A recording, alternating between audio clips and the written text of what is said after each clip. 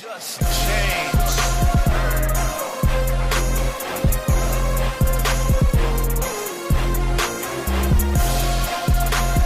What is going on, Chop Nation? Happy Tuesday to you. Welcome to episode 6 hat, sixth episode. Thank you for tuning in this week. I am JB, along with my co-host Jeremiah James. Welcome to Chop Talk, our sixth episode. We are so thankful and excited to be here again for another week. We've just been rolling. We haven't missed a week yet, even on our busy schedule. So we're so excited to be here. We have a lot to talk about. It's just us today, the dynamic duo today, but we have a lot of great things to discuss. NBA playoff coverage, Noel's Chief News, NFL draft, and then you're going to get to know at the end of this episode a little bit more about JB and Jeremiah James. So we're very, very excited to take that opportunity to share with you a little bit more of how we got here and kind of what's going on in our lives and take a little bit more of a deeper look. So we're very, very excited about that. But first and foremost, Jeremiah, good morning. How are we doing today? I'm doing well, JB. Yourself? I'm good, man. Now that you're finally back home, you know, we should have no technical difficulties over there anymore. Don't say that now. I'm not saying there won't be any technical difficulties. Technical things is not my strong suit. Yeah, but you know, it looks like you got everything set up really well, so we should be good to go there. Up until now, I was blaming the road. Been on the road 5-6 weeks. Road. Now we're gonna actually see if I know what I'm doing. Now that I'm back home in my office. It looks like you got a great setup over there. You sound great. You look great. So we're excited that you're finally back home, back in action today. So we're excited. Voice is coming back a little bit, so I'm glad to shouldn't have to exit with any coughing fits today. Fingers crossed. So that was a long couple weeks of just kind of fighting a little something. So, but we're certainly better today. So again, good morning to you. So glad that we could come together. Let's jump right into it, man. Hold on. You know we can't jump in. You know we have to talk about the hat. Oh yes, we have to talk about the hat. Sixth episode. This is number 6. Sixth episode, six hat.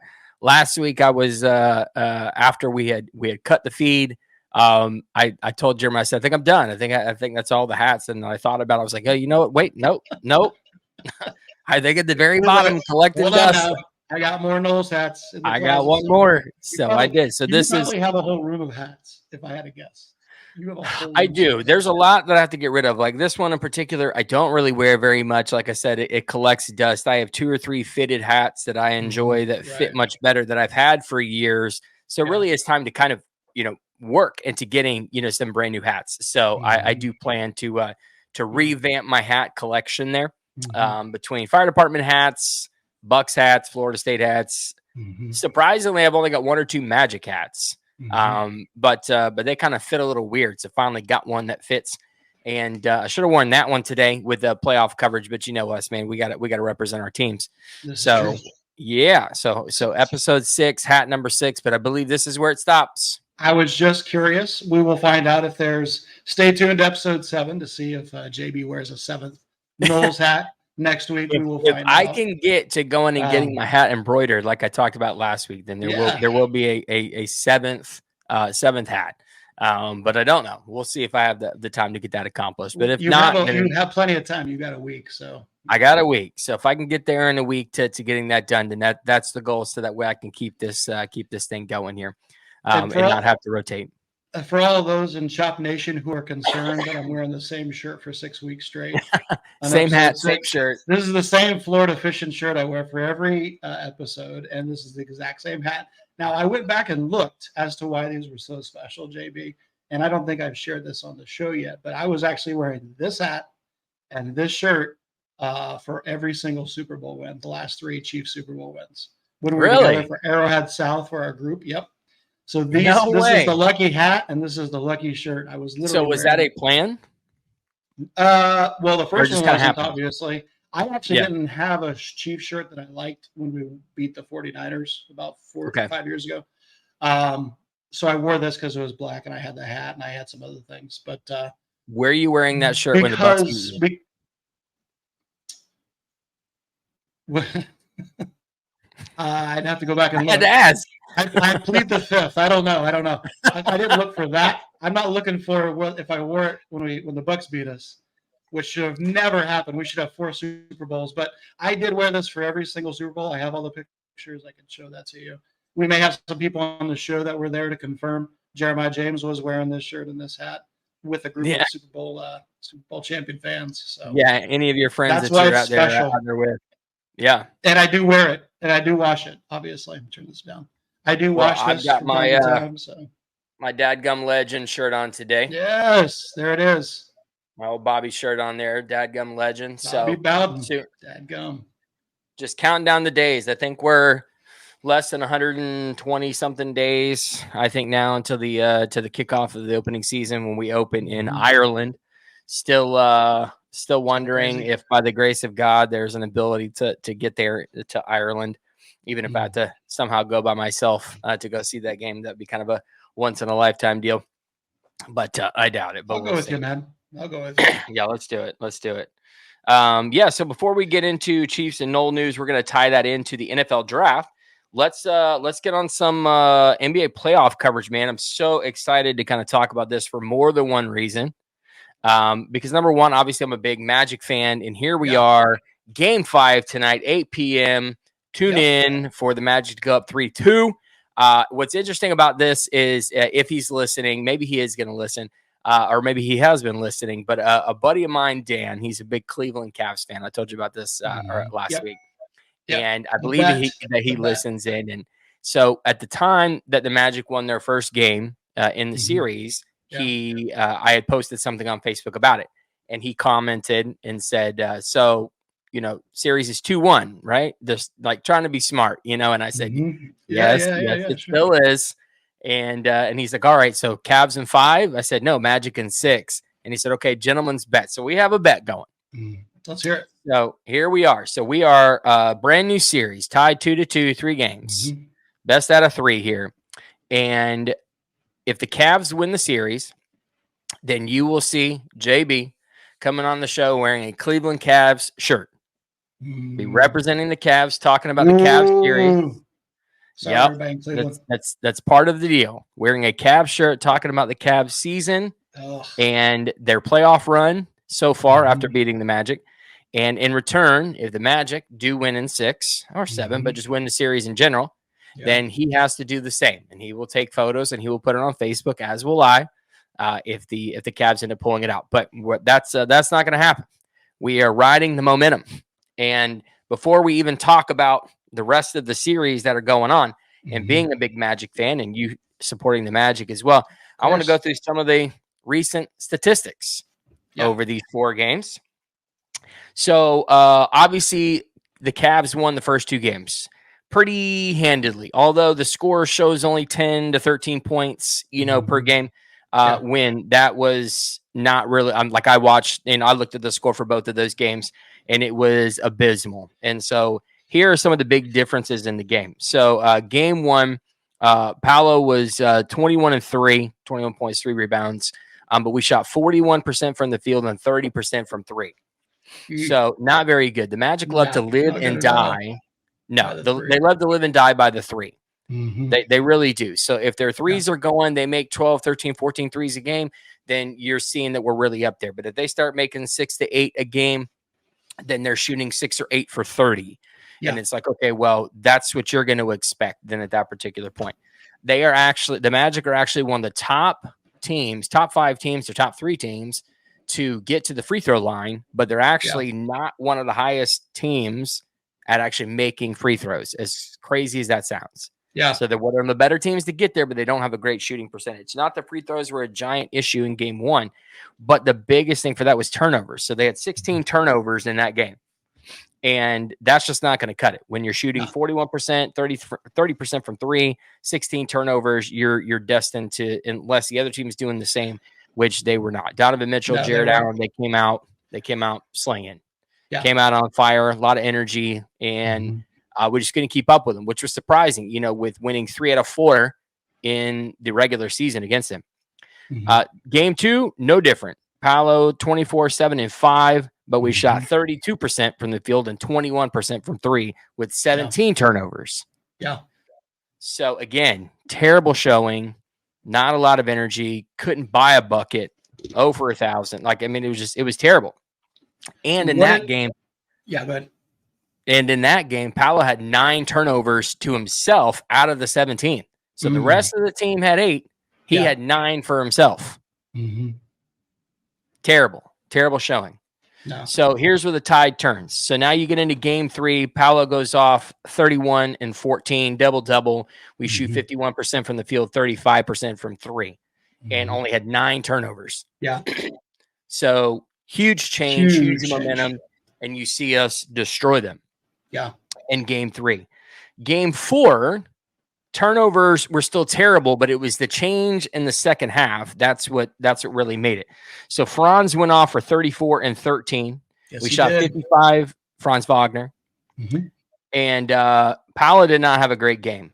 He just didn't even really shoot very well. It didn't really look like a lot of energy or a lot of intensity. assisting. He was assisting folks that were hot. I noticed. Yeah. You know? Yeah. And Franz just, he's got that opportunity to just take it. And, the both of them together are so selfless. Yeah.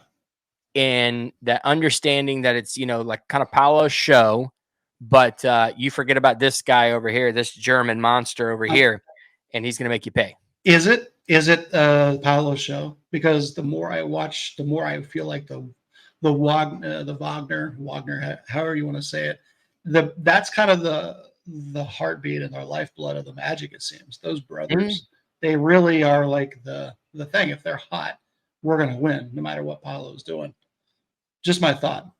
Yeah, it's always it's like, to me, it's kind of like a trifecta. So there are games where Paolo and Franz will kind of put up 17 to 18 points a game, but they've got to have that third player that is somewhat efficient. So for the Magic, that's usually guard Jalen Suggs. If Jalen Suggs comes out and has a pretty decent game, or maybe a Cole Anthony or a Markelle Fultz, but more so Jalen because he usually starts, then you start to see then that's when you start to see the W's. So yes, obviously first round pick, rookie of the year, averaging, he actually was one of the top 4 player. I forget where he was at in it, but one of the few that actually led the team average in scoring, rebounds, assists, and steals or something like that. And like Paolo. Oh yeah. In 4 different categories. So it is his show, right? It is his show, but they don't just put it, like, the game plan is not to just put it in his hands and allow him to take over the show. Like it's his team. He's the prominent guy that they talk about, but he has an understanding as well that it's team ball. Yeah. When it comes to the Magic, he passes well, and they pass. They see the floor well as a team, I think. Very much their average age is what, 24 and a half. They're the youngest in the playoffs as a team. They're the youngest in the playoffs. They're the youngest in the playoffs. I mean, they definitely are gelling at the right time, I would say. Yeah, and so an interesting stat, because we're talking about how young they are. So teammate duos 22 or younger with 30-point playoff games in the same season, and they are one of 5. One of 5 duos at 22 or younger with 30-point, with both of them having 30-point playoff games. That's kind of a crazy stat. I would have certainly thought it was a lot more. But when you look at how young they are as a team, and kind of a side note, Jamal Mosley, he came in second in the Coach of the Year running. Understandably so. OKC's coach came in first. I'll give you that one. Congratulations to him. It much deserved. It's not as if it was some like random schmandom and then, Mosley got second place. SGA, Chet Holmgren, a lot of those guys, and OKC, they won their first series last night. Number 1 team coming in the West.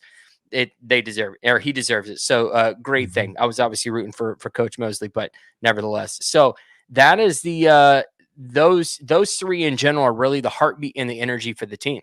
So even after game 2, I think in Cleveland, Jalen went down with an injury. Or no, game 3 in Orlando. He went down with an injury and had to be like helped off the floor. And I was like, oh man, this is not going to be good. Like if he doesn't come and play, then we're in trouble. But he was fine. He came out, slinging in game 4, doing a great job. The bigger thing for the Magic as well is we don't really have anybody stand out as like a center, but we're able to stretch the floor. I was with those curious about picks. that. They don't have like a 7'1" guy. We don't have, everyone's about 6'10", which is kind of unusual if you think about Yeah, it, because they have three starters that are 6'10", 165, 164. So even right. their guards are a little taller than you would normally see. So you got your power forward, your center, and your small forward. They're all 6'10", which is, I thought that was a little unusual. Thoughts Right, on and that?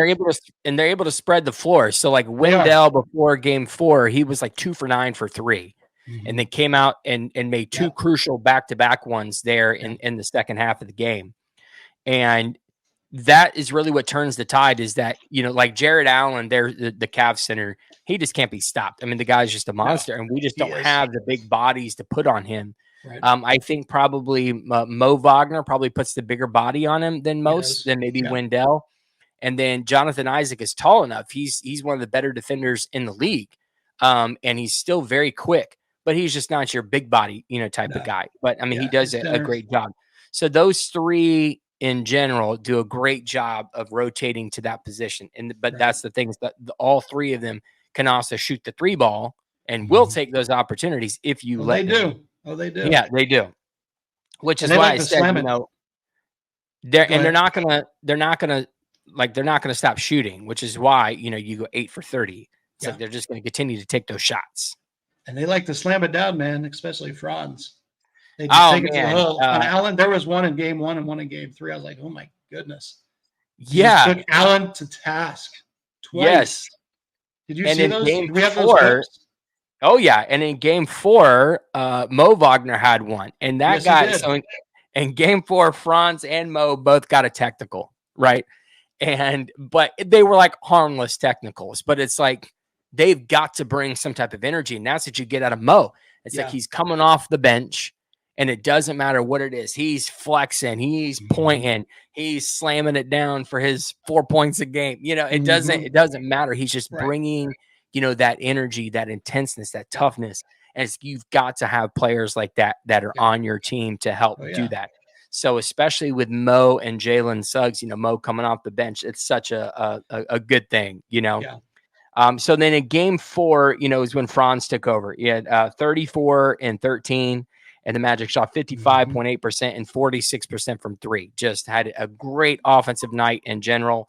And although they turned the ball over 18 times, 11 of those were in the first half. So they were down 60 Mhm. to 49 or 60 to 48, or no, 60 to 51, excuse me. They were down 9 at halftime of game 4. And at that point, they had 12 points off of 11 turnovers. They just couldn't hold on to the ball. And you're Yeah. like, okay, the free throws wasn't too bad. They had missed a couple, but nevertheless, it was the turnovers that were killing.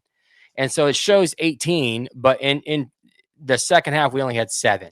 So you cut Mhm. down half of those turnovers in the Oh, first half, yeah. and the game may be even worse. And then we out rebounded them 43 to 29, for the game. So you add in those 12 more rebounds, or those 14 more rebounds, excuse me, and it makes such a big difference. So this is what the Magic can do. We know what they Mhm. can do. They held Donovan Mitchell, I think, in game 3 to only like 12 points. I think Jared Allen still led game 4, I think, with 15 or 18 points, something like that. Forget.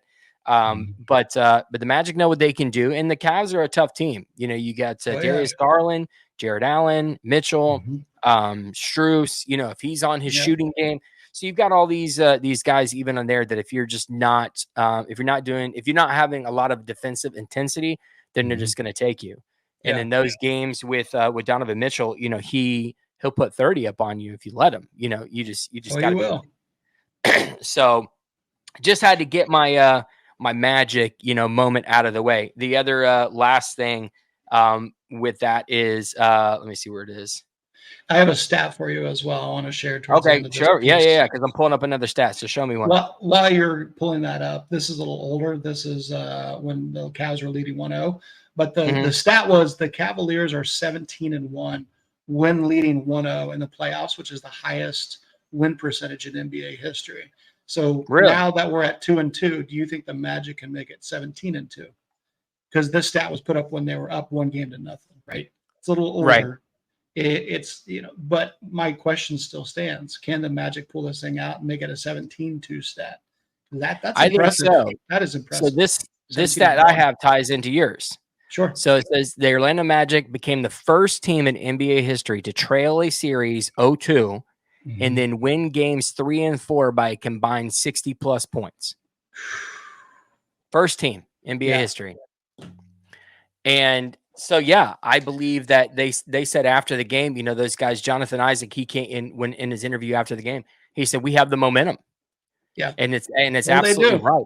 They They know what they 100% need do. to do. They come in winning these 2 games by a total of 60 plus points or more, only team in history to do it.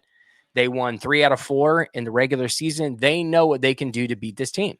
Are you concerned they have to go back to Cleveland? They got to finish in Cleveland no matter what. Yes, but only not for this game. Like this game, I was talking to a guy at work, said this game right here tonight is a must win. It is. I don't want to go back to Cleveland for game 7. No, definitely I don't want to go back to Cleveland in game 7. I just don't think that we have the experience that we need playoff wise and how young we are to then go, you know, a full 7-game series and end it in Cleveland. And like I said, I'm a big fan, but if you're looking at percentages and opportunities, it's like what's going to be best for you is to end it in Orlando. You got to end it in Orlando. Remember when we made our predictions about who would play and who would win this thing out? And I specifically said, I want the Magic to win. I just don't think they're young, right? I just don't think they have it. What I meant was you have to have that experience in 5, 6, and 7 to be able to push it all the way through to take it to the next step, right? I just don't. So to your point, what you're saying, I also don't want them to have to go back to Cleveland in game 7 because it's historically speaking, it's not been good for them. No, not saying it won't be better in future years. This is a building year in my thought, my thought process. But this year, man, let's close it tonight. And let's finish in Orlando. We got to finish Orlando. I mean, because you got to figure you go from a non-playoff team last year, right? And if you look at the last 2 or 3 seasons, it's like a 25.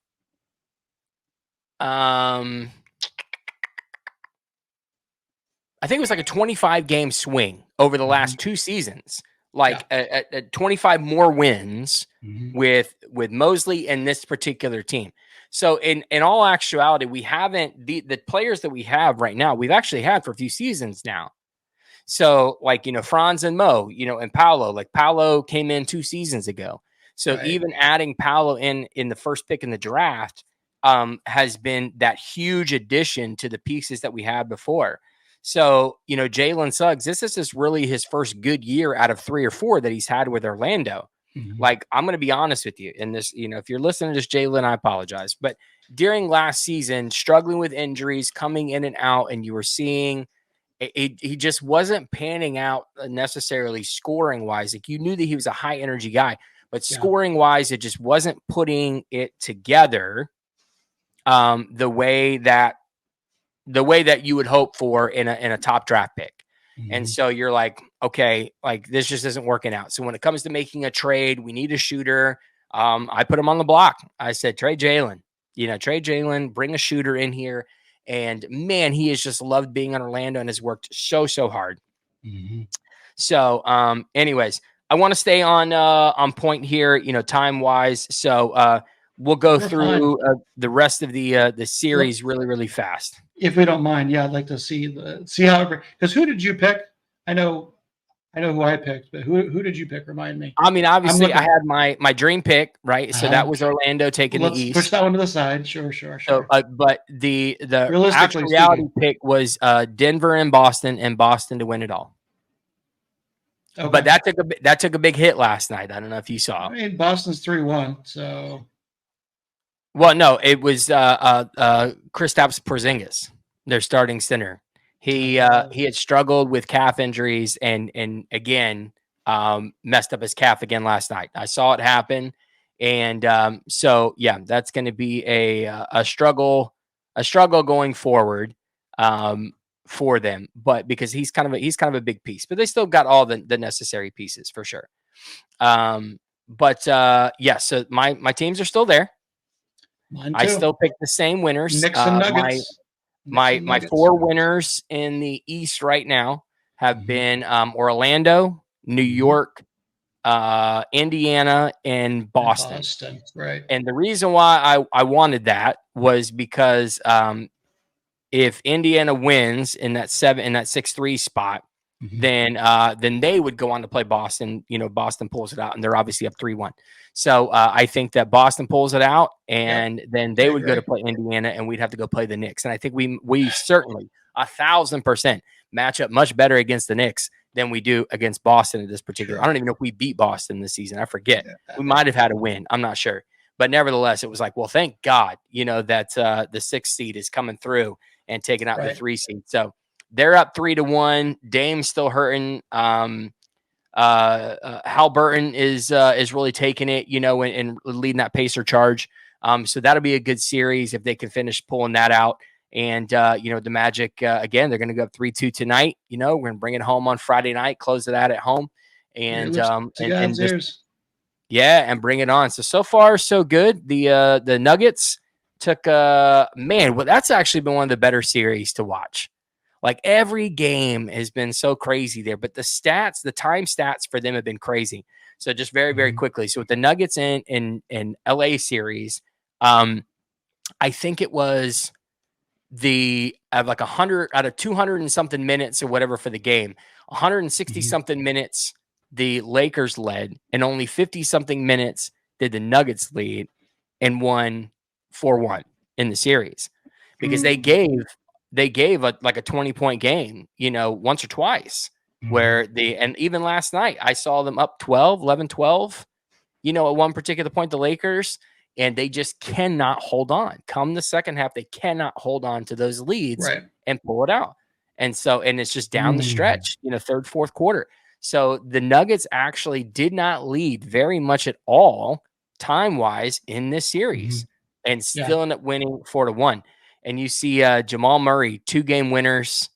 A great series just in general. I mean, just down the stretch wins. And then just watching him and Jokic and Porter and all that kind of stuff. I'm not going to change my pick of who I obviously You have. can't change your pick. That's I'm not not how it changing my works, pick. JB. I have been taking the West. That would be great. Well, hold on real fast. My uncle said he never, to your point, he said, I never lose an NCAA bracket. It's always perfect. I go, how is that possible? He's like, because I always make my picks after the tournament's over. Yeah, no, I'm like sticking with it. I'm sticking with it. I think I said against them would be like a Minnesota or an OKC. So both of those teams still looking pretty solid there. Yes, they are. So so that's pretty good. So far I'm still pretty good. But yeah, I'm not going to change my pick. I'm still going Boston to take it because this is their season. But gosh darn, you sit there and you look at Denver right now and you're like, where are their weaknesses at, right now? You know what I mean? It's crazy. But anyways, all right. So we've talked about NBA playoffs. We know all those series there. Again, game 5 tonight for the Magic Cavs, 8 p.m. NBA TV. So make sure you check that on out as we take it home and play the song. Have you ever heard the Magic song? Yeah. I had season tickets for years. We talked about the Orlando Magic song. You've heard that before? Okay, cool. You want to play it though? Play it. What's that? Yeah, I'm going to look it up and I'm going to play it. But Sure. Let's have you open up. We're going to shift gears a little bit now into our NFL draft Knowles Chiefs coverage. You've got a lot to cover there before we talk a little bit about ourselves. And so I'm going to let you open up the floor while I find this and talk Chiefs news. Take a peek. I'm going to go ahead and go through. There's a couple things I want to share about the Chiefs before we go into, obviously, the NFL draft, which was pretty amazing for us Chiefs. Before I go into that, I think what's happening, JB, is the Mahomes magic, the Chiefs connection with me in Central Florida and you in Central Florida. I think we're sprinkling some of our amazing Kingdom magic all over the Orlando magic, I think is what's happening. I do think we're bringing that here to Central Florida. So point number 1, this is important. This just happened. Travis Kelce agreed to a 2-year extension. I'm sure you saw this. Making it the highest paid tight end in an NFL, which was previously, I believe, Darren Waller with the Giants. Spotrac is saying that his salary is now going to be a little north of 17 million a year, which is nice. Yes. I think he's been very Guaranteed. generous. Yep. He's been very generous in terms of making sure that we have the space, the cap space we need as a team. Him and Mahomes, I think, have done a very good job of just making sure we have the tools that we need as a team to continue to win.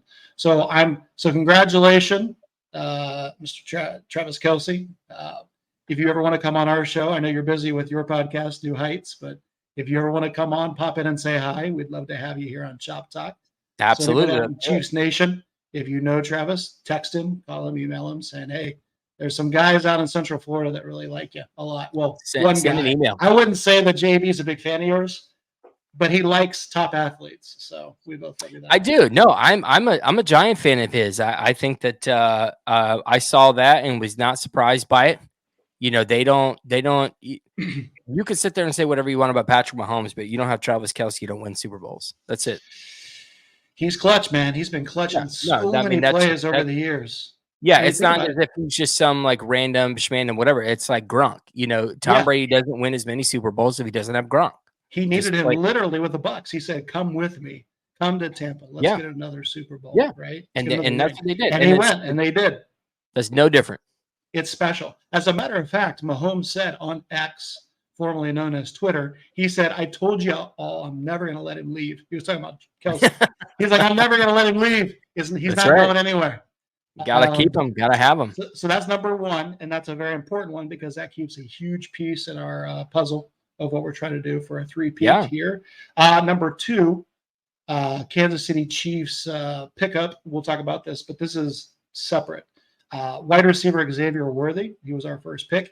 He is already in the NFL Hall of Fame without playing one single game in the NFL. And what happened was he broke the combine record at 4.2140, right? Mm-hmm. And what they did was they took his cleats and they put him in Canton, which I thought was kind of cool, right? So he's never played a game in the NFL, and they already have his cleats basically on show. And actually, I was there in Canton a couple years ago. It was a blizzard. Travis Kelce's gloves that he wore in the divisional game and caught that touchdown versus the Bills. Do you remember that one?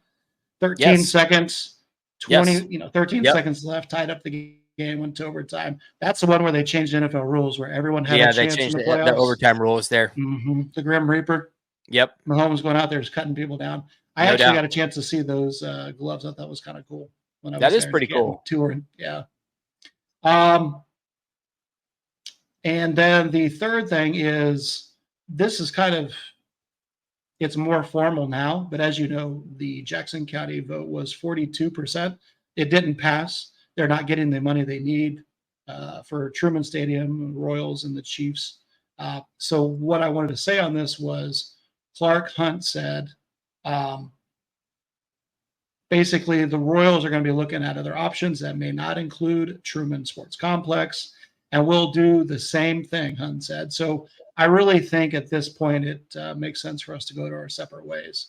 So that's kind of the point, is it's official. We're probably going to be going our separate ways. I'm not saying we're leaving Arrowhead Stadium. That's obviously an option, but the language has changed to where they're not going to be doing things together anymore. So they will be separate. And they've been with the Royals since Truman was built. Yeah. You know? So that was the third point. And then Roger Goodell finally broke his silence on Rashee Rice. He didn't say anything special or important. He basically said, first, we allow the legal process to move through. We obviously are following it closely. And as soon as they are done with the legal process, we will be engaged and be prepared to look at all of that under our personal conduct policy. What he's saying basically is he's going to be suspended. I don't know for how long, probably 2 to 6 weeks, more than likely. Could be more, but we'll find out, right? So those are the three things. So let's talk about the draft, right? Yeah. One side note, not that I necessarily care what Kirk Herbstreit has to say, as we learned in episode 2 or so. But you guys got a little beef. Yeah, I'm going to bring his name up here in just a little bit, and but on more Florida State news. But on Chiefs news, he said that Xavier Worthy was the steal of the draft. He thought that was he was one of the better picks in the draft.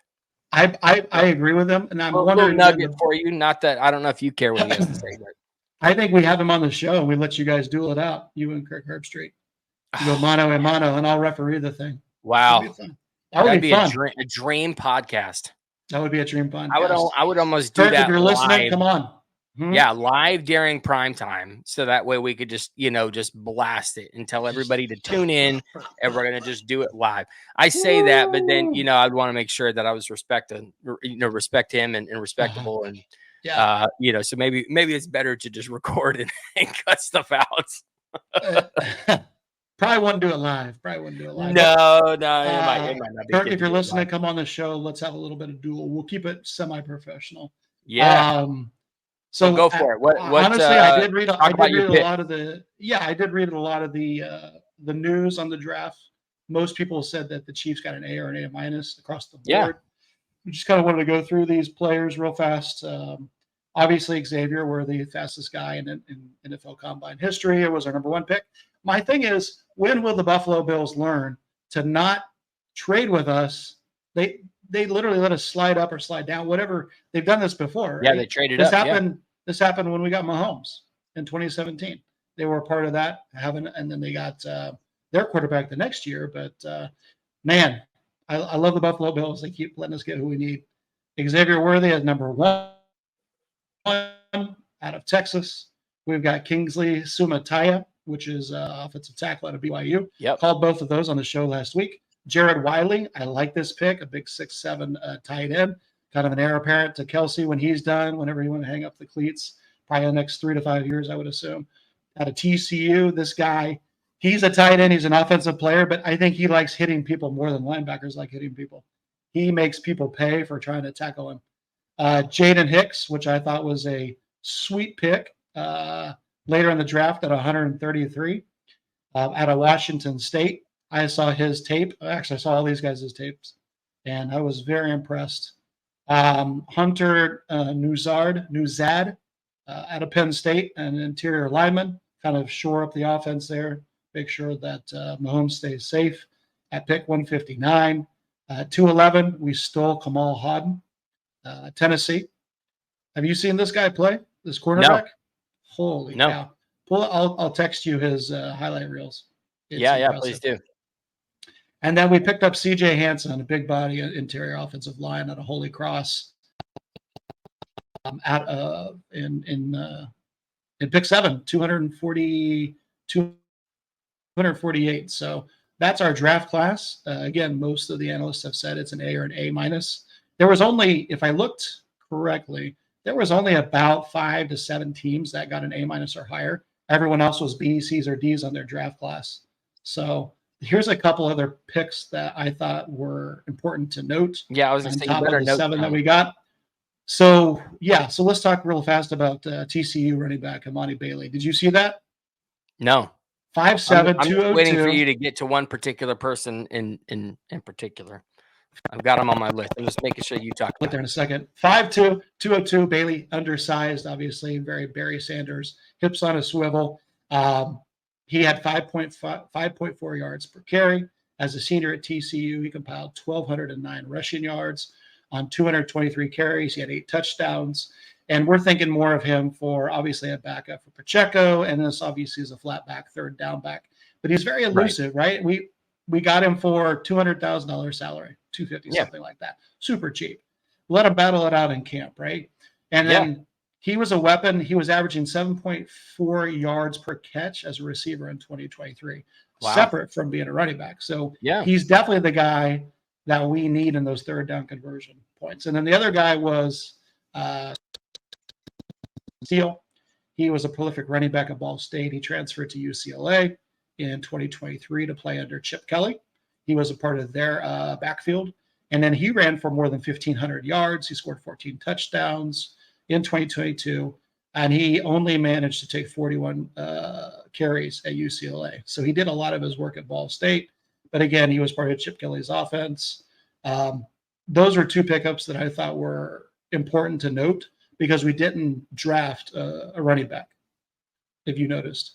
So we've got some guys, and immediately as soon as the draft was over, we got on the horn, picked up these guys, and they'll be in camp here in a couple months. So Yeah. just thought I would share. Did I go through your notes? Was there somebody that I was missing that you wanted me to talk about? Yes, you did. Who you got? Undrafted free agent, one of Ooh. our best defensive linemen last year for our team, Fabian Lovett, Oh was yeah, yeah. was picked up as an undrafted Tell free me. agent by the Kansas City Chiefs. I wasn't Tell going to us. bring him up because I was going to allow you to bring it up. But since you didn't and you left my guy out, No, sorry, I'm man. going Go to bring ahead. it up. Bring him in. Bring him in. Undrafted free Go. agent. I was so Talk about excited. Chiefs news. Go. I was like, hey, we get an opportunity to mend these things There's together a right here. crossover. Yep. That's right. Nice crossover here. Defensive lineman Fabian Lovett. Great defensive lineman. Was so glad to have him. Having him there really shored up the D line. Great against the run, with us. So it was that was one of the more surprising ones. So I'm going to get into the Knoll stuff here in a minute, but that was one of the more surprising ones that went undrafted. Well, we're happy to have him. If he comes out of Seminole or Florida State, then he's good. You guys took what, three players in the second round, 3 or 4? There was 5 overall in the first, I believe.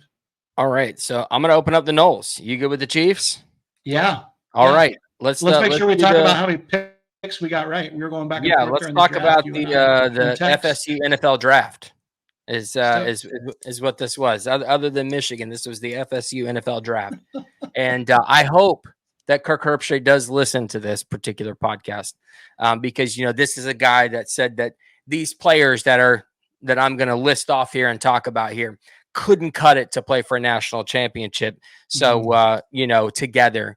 So we just want to talk about these things because, I hope every member of the College Football Committee, Boo Kerrigan, if you ever listen to a Kirk Herbstreit, once again, you made a mistake, and I'm going to try to keep Christian language here on this show.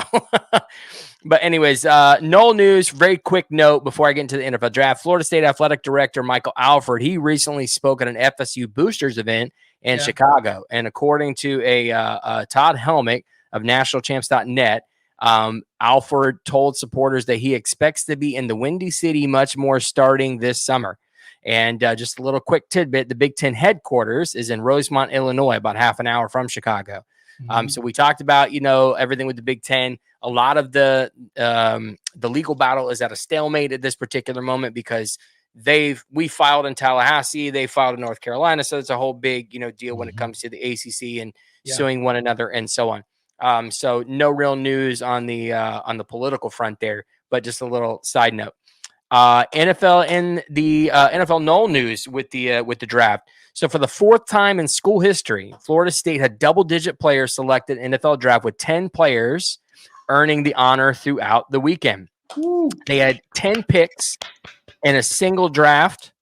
As I said, for the 4th time in program history, matching the mark from 1995 and trailing only the ACC record 11 picks in the 2013 and 2015 NFL drafts.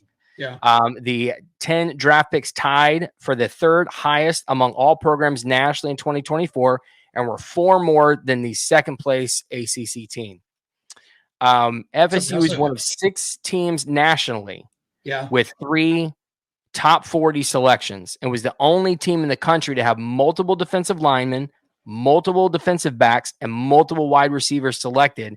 And its 6 top 100 picks tied for the 3rd highest total among all collegiate programs.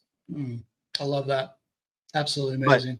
That was impressive. Again, I come back to say, but they weren't good enough to play for a national championship team.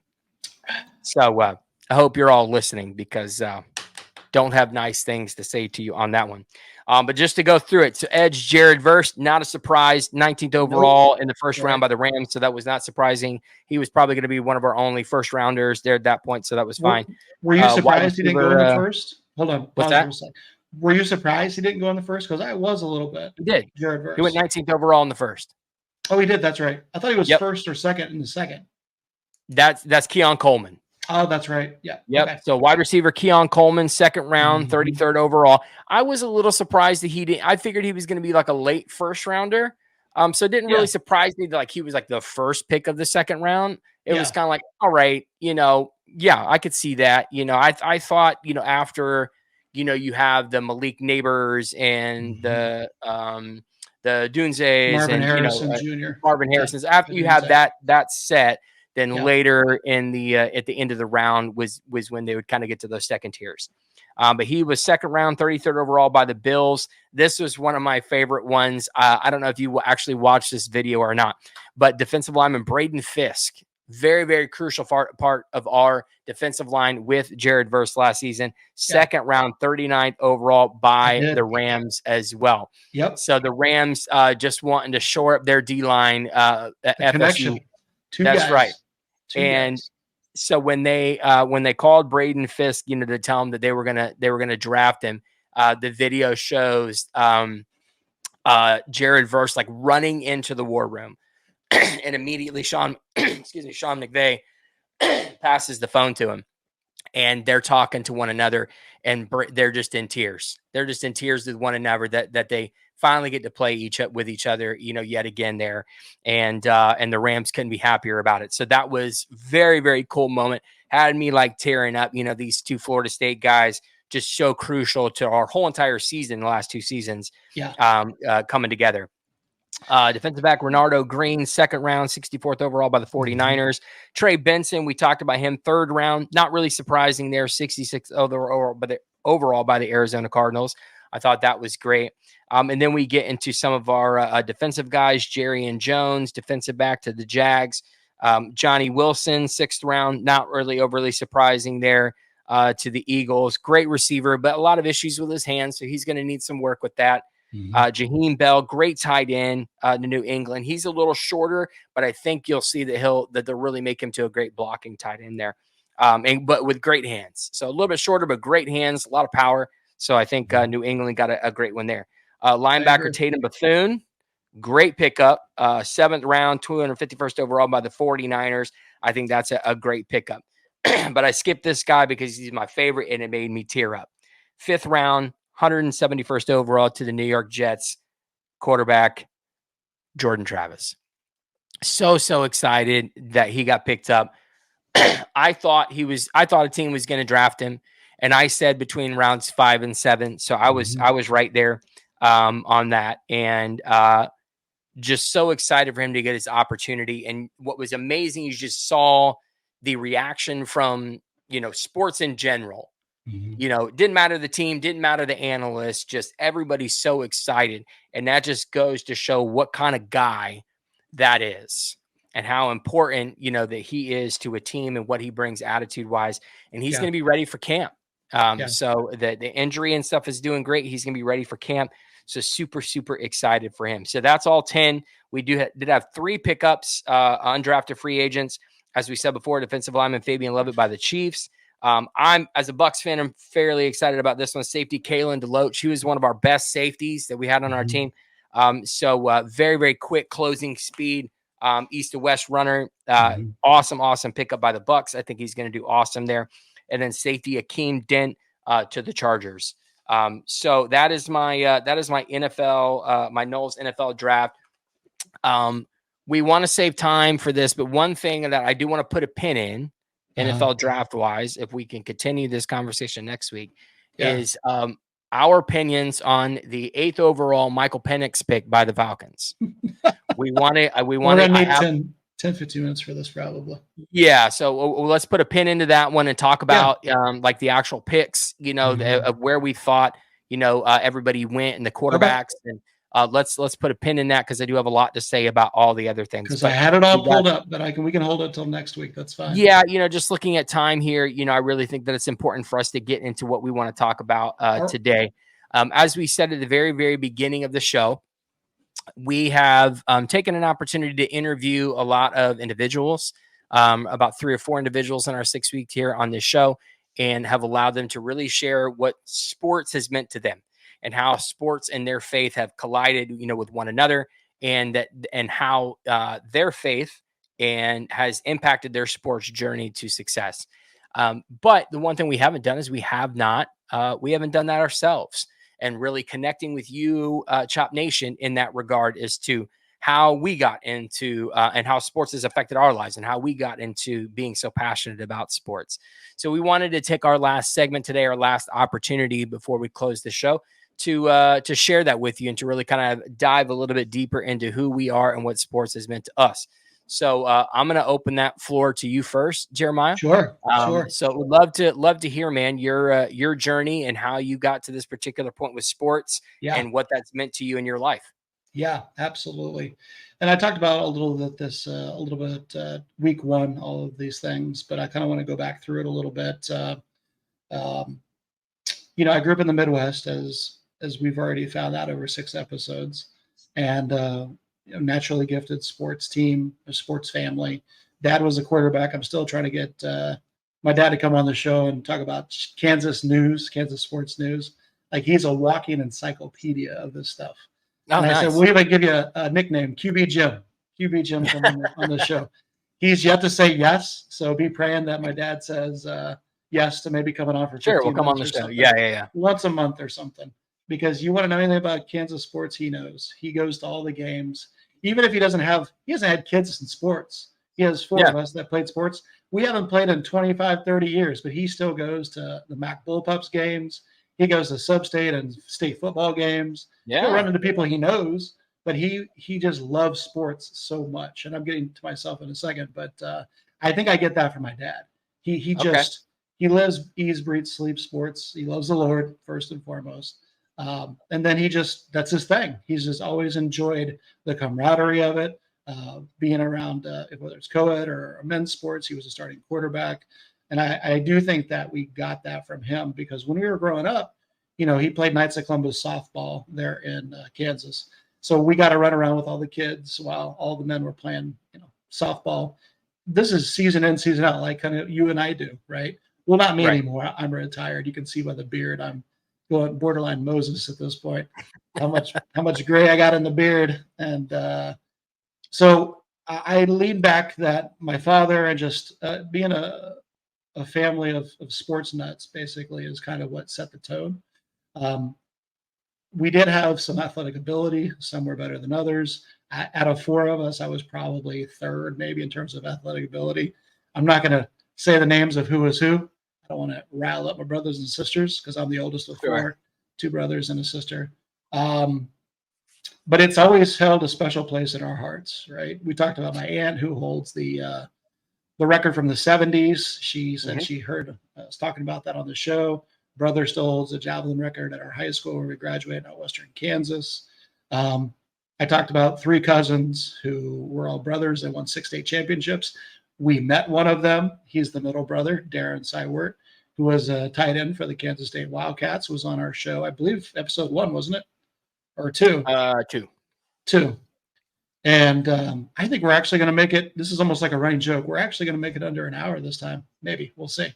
I was gonna say it might We're go a getting little bit over. close. We're getting Yeah, we're getting close. close, but yeah, Um, we're getting close. But and then, we'll be good. obviously I played, varsity football my junior and senior year, started tight end, scored those touchdowns. I started varsity basketball as well. I think my junior year, I was the second on the team behind our point guard in terms of 3-point shots. So I was a bigger guard, I suppose, maybe a 3. It depends on who was in the lineup, but I was either 3 or 4. So I never liked going down on the block and banging it out. I just wasn't big enough. So I'm the guy who would take a step out, take that shot, and make that 3 or the long 2. So I played those sports, did track as well. In college, I was, A-team intramurals with my fraternity there at Washburn in Topeka, Kansas. And then you and I, obviously, we spent many years on the softball fields in our Sure. as grown men, leading teams as the coaches, athletic directors for the sports ministry. And sports for me, this is kind of where I'm going to leave it. Is it's been an important part of my life for a very long time. I enjoy the camaraderie that it brings. I enjoy um, being able to serve others in the coach capacity because that's really what it is. Coaching is leading by example, and that's for me. That's kind of the crossover with Jesus, right? He always led by example. He had his disciples and his apostles who were following him, and that was the ultimate teamwork right there. They never agreed, but he was able to bring his team together and lead 2,000 years ago there in the Middle East and make some difference for a lot of folks and really start this thing off for us, as Christians. So there's some crossover there. Other than that, I would say no. I'm just going to leave it there. I think it's important, and I think I've enjoyed being in the sports world, and that's kind of why we're doing this, right? And I will turn over to you, talk a little bit about that and why it's important to you. I don't know if we'll make it under an hour. It's almost running joke. We probably won't make it under an hour ever, but we'll always try, right? I'll try to cut it down. I'll try to cut it down. No, take your time. I don't think we're going to make it, so go as long as you want. Yeah. So, sports has always been kind of like my life, I guess you could probably say. I don't remember Yeah. a lot of childhood memories because we had, we had a lot of tragic things kind of happen within our childhood. So at 13 years old, my father was diagnosed with terminal brain cancer, and he had cancer for the next 5 years. So throughout, my teens, that's what life was about, was just going through the struggles in the home life Yeah. of my father having cancer. My relationship with him wasn't the greatest at that particular point. It was up until that point, but it was just a lot of clashing of personalities in at that particular point. And but before that, though, my parents were always very supportive, and I was always into sports. My mother corrected me, after she listened to our first episode, because I'd said, that she had, that I had been bouncing a ball since I was, like 2. So she said it was either a nurse or, somebody that, that was watching me or whatever, that had made the statement that I was going to be into sports, growing up. And that had just kind of been my thing as a child, was sports. Even, I played, intramural basketball, baseball. I tried football. Football wasn't for me. I was the baseball and basketball kind of guy. I did try football, but it was like I was always kind of the bigger, heavier set guy. So I was always kind of like a lineman, and it just was no fun to me. So I was like, nope, this just isn't for me. So I stuck with baseball for a little bit, and then went to basketball. And so basketball has really kind of been like my bigger sport that I've loved playing and being a part of. And I did play baseball in high school as well. But even up through, that high school time frame, sports was an outlet. Sports was something that I could always count on to always be there during the tough times of life. And you could always count on, and so I had these teams that, that I was always a diehard fan of.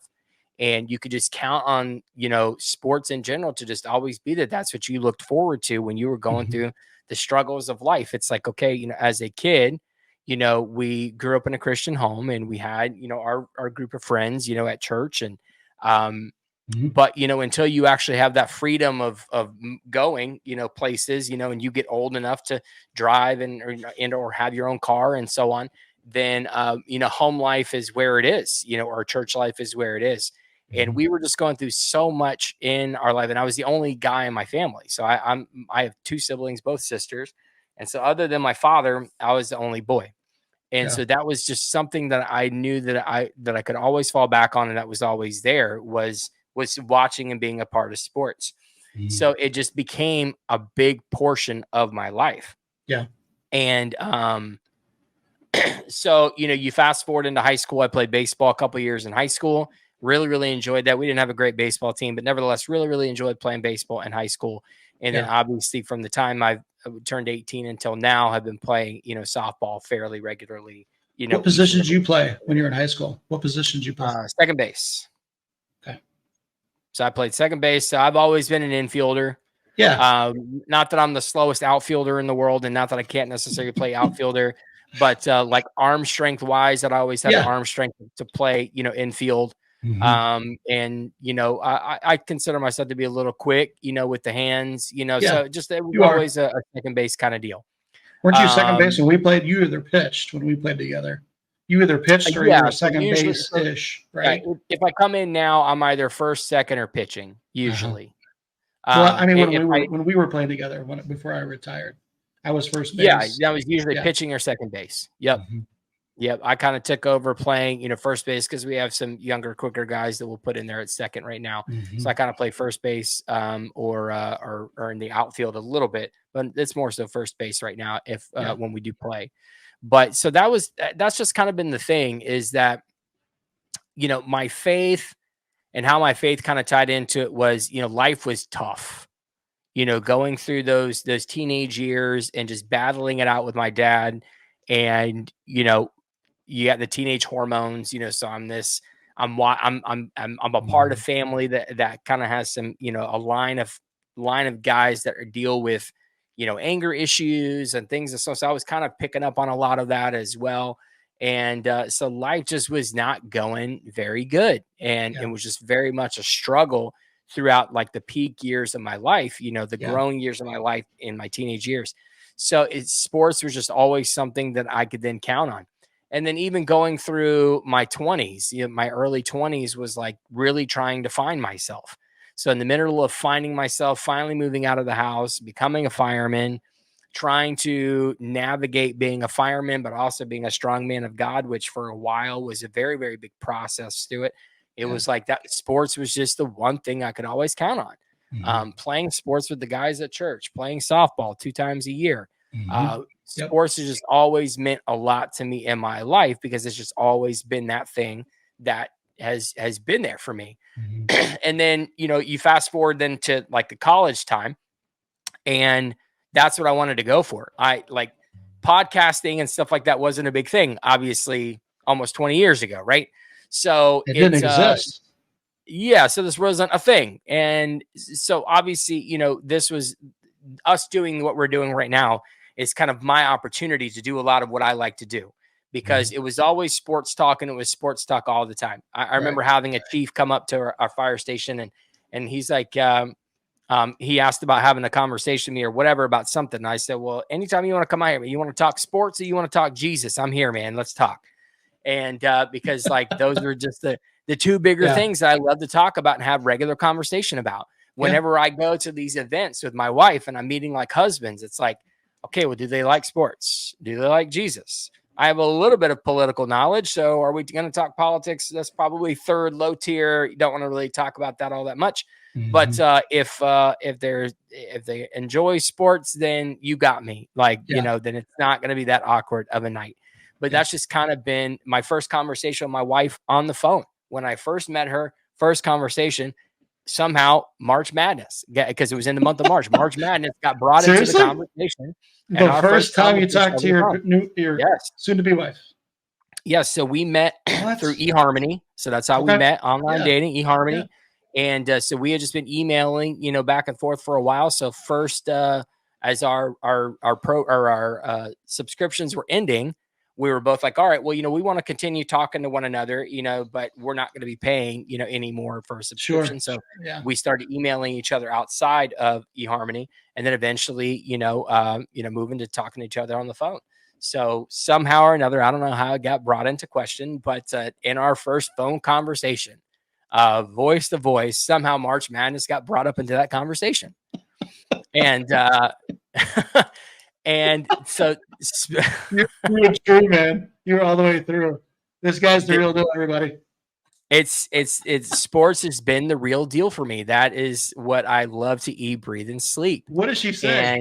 How did that come out? What did she say? I'm just curious. Well, she just found it funny because like she didn't know anything. Like you talk to my wife now and you're like, wow, like you know a lot, but you're like, but that's 12 years of training. We're 12 years into this now, 10 years of marriage, 12 years of being together. And, I'm talking about, she had no clue what the Florida State logo was, what the Florida logo was, what the Hurricane logo was. I'm sitting there at a Florida State game teaching her that there's, 10 yards in between each pylon. They've got 4 opportunities to go 10 yards. Ooh, you got to load everything. This is her, at 27 years old. Like, so sports was just never her thing. So she was jumping into a completely different world. Because that's what it was like a world of it. It wasn't just kind of like a side hobby. Like, this is my passion. This is what I love to do, is to talk sports and to see facts and have these discussions and these debates and so on. And I just love these opportunities going to games. I went to so many Magic games, and then as an adult got to go to a lot more Florida State games, and trying to go to school for sport management or sport broadcasting before just deciding to stay being a fireman. That has just been my passion. So that's me being as vulnerable as I can be with just how sports has impacted my life, to bringing me, obviously, we don't want to discount that we're both very strong men in the Lord. So we're just talking Mhm. about sports here, but obviously, Yeah. first and foremost, if it was not for the individuals that the Lord put into my life Mhm. to help guide me, especially after my father stepped away, passed away in 2002, at a very crucial point in my life, I wouldn't even be here, in this Yeah. particular position. Yeah. So obviously, we give all glory to God for all that He did in those opportunities, but that was just Mhm. something that He allowed me to be very passionate about in life. So, we look back on it, we look at these, these testimonies that both you and I have, and obviously, as we conclude this show, our biggest our biggest thing is just like these guest speakers that we've had. We're hoping that this in some which way will resonate, with our listeners. We Yeah. hope that the same thing that it did for us. Now, whether or not you are or not a diehard fan, such as ourselves, of one team or another or sports, it's more so just how, this is a sports show. So this is what Right. sports did for us and meant to us, and how the Lord just presented opportunities for us to be a part of it, and Mhm. having that outlet, Yeah. if you will. That's Yeah. what we promote obviously in softball, is that this is an outlet, right? Softball Mhm. is an outlet for us to get together, but Yeah. the main mission in having everybody out there is to share the knowledge and gospel of Jesus Christ, right? So that's our main goal each and every time that we're out there, every Mhm. Thursday that we go out and we play. And our stories are no different here. We give all glory to God to where we're at, Yep. and He presented those opportunities for us to be successful or not successful, but just the opportunities to play sports and to have that outlet. And so we're so thankful in that. Yeah. Agreed. So that's all that I have, to say for myself. Yeah. I think that we're doing pretty good here on time, not as late as we We have been are. We are. What are for the your? last couple of I weeks. enjoyed unpacking a little bit about more who we are. Do you think we Yeah, should do this a little bit more going forward? Maybe not every episode because we may not have time, but I think I would enjoy doing that. Hearing more yeah, about you. absolutely. Yeah. I I know say we that do that. it's good for our listeners to get to know us a little bit better, Yeah. because the truth is, I was thinking about this the other day. In a podcast, like, you can go watch Sports Center to hear all the highlights and stats and statistics, right? Hmm. You can go and listen to Colin Coward and some of these other guys, Pat McAfee, which, I love Right. the Pat McAfee show, and hear all the news. But our goal is to obviously share a lot more about our passions on Chiefs and the Knowles and what's going on in the Mhm. sports world, if we are one of the few podcasts that you listen to. But also, we think that it's important that you get to know us and why we're Yeah. doing what we're doing, because I know that, listeners will be more in tune to wanting to hear what we have to say if Mhm. they are able to relate to us, Yeah. I and agree. because we may not be their highlight, team or team Yeah. duo to go to get all their sports news, which is fine. That's not really our main point. Yeah. So we want to be able to share that, have those conversations as goofy sports guys, about sports, but then also really get down to some of the deep nitty gritty about, Yeah. who we are, and how the Lord has really impacted our lives into bringing us to where we are. So yeah, I think this is a very important thing for us to put in here and do on the regular, for I sure. agree. Yeah. We will continue that going forward, Shop Nation. So look forward to more Yes. personal information about JB and Jeremiah James. That's right. So we're gonna close up shop today. Yep. Again, episode 6, great episode, dude. I just have loved it. Yeah. Again, just want to make a real quick announcement for all of our connections. You can find us now on most of your outlets. From last week to this week, finally got us onto iTunes. I don't know if we were on iTunes as of last week.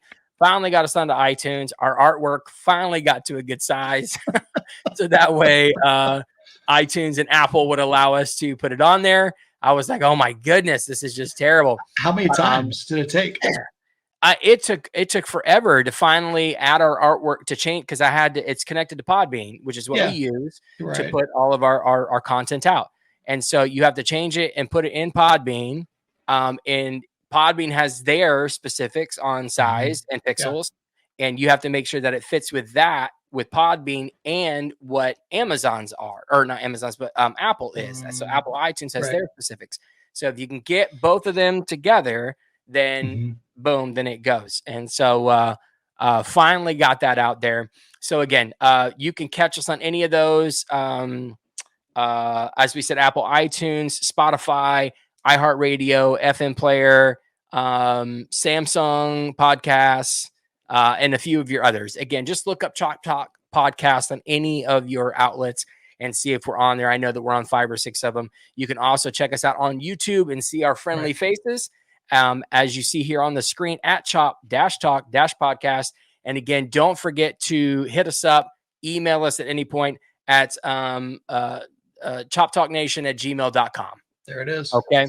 That's So right. again, we're going to end this show. Great episode, man. Just love being here with you today. It was great just getting to know a little bit more about you and myself, to the listeners. So we hope that you guys enjoyed getting to know us a little bit better. And if you have anything else that you can add, please let us know. It looks like Jeremiah bounced. He's off the show. He said, we're out.